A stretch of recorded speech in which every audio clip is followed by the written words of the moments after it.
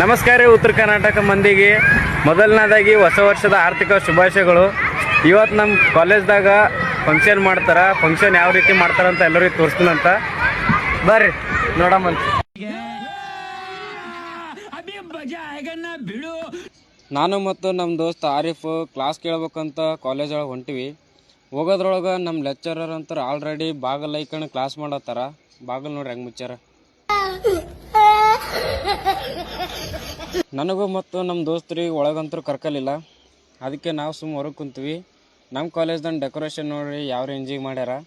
Decoration ನೋಡಿ ಅಂತೂ ನಮ್ಗಂತೂ full ಚಕ್ಕರ್ ಬಂದುಬಿಡ್ತೀರಿಪ್ಪ. New year celebrate ಮಾಡೋದೇ ತಡ ಇಲ್ಲ. ಮಾಡಿ ಆದ್ಮೇಲಂತೂ ನಮ್ಮ ದೋಸ್ತು ಪೂರಾ ಕೇಕ್ ತೊಗೊಂಡು 120 ಸ್ಪೀಡ್ದಾಗ ಹೊಡೆಯೋದ್ರಿ. ನ್ಯೂ ಇಯರ್ ಸೆಲೆಬ್ರೇಷನ್ ಮುಗಿದ್ಮೇಲೆ ಕೇಕ್ ಜೊತೆ 2 ಬಾಳೆಹಣ್ಣು ಮತ್ತು ಸಮೋಸ ತಿಂದು ನಾವು ಹೊಂಟ್ವಿ ಮನೆ ಕಡೆಗೆ.